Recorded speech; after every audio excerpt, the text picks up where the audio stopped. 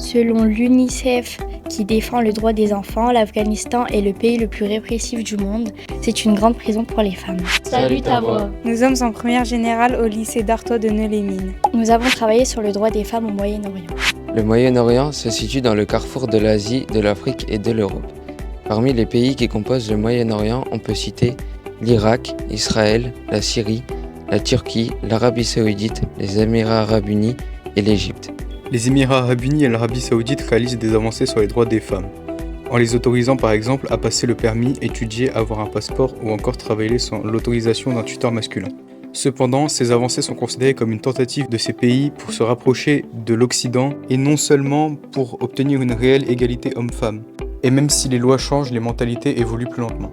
D'autres pays comme l'Iran et l'Afghanistan reculent sur les droits des femmes, principalement à cause des régimes islamistes mis en place dans ces pays basés sur les lois coraniques, interprétées de façon à limiter le droit des femmes. On peut voir que la situation en Afghanistan s'est énormément détériorée depuis que les talibans sont au pouvoir en 2021. Les talibans sont une organisation militaire, politique et religieuse qui ont fait plus de 70 lois pour limiter le droit des femmes. Comme par exemple, elles ne peuvent plus aller à l'école après 12 ans. L'Afghanistan est le seul pays à interdire l'éducation après le collège. Elles sont aussi interdites de travailler, d'aller dans des espaces publics sans leur père ou leur mari. Les femmes ne peuvent plus faire de sport, de musique, de loisirs, ni d'aller au restaurant.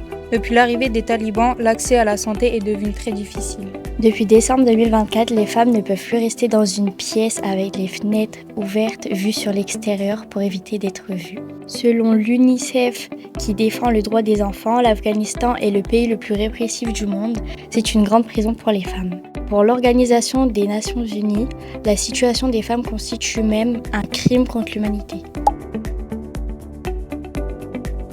Au Moyen-Orient, des régimes islamistes autoritaires répriment sévèrement les libertés des femmes, mais certaines luttent, comme Mahsa Amini et Mursal Sayas. La mort de Mahsa Amini le 16 septembre 2022 à Téhéran en Iran a été causée suite à des violences policières car elle ne portait pas correctement le voile.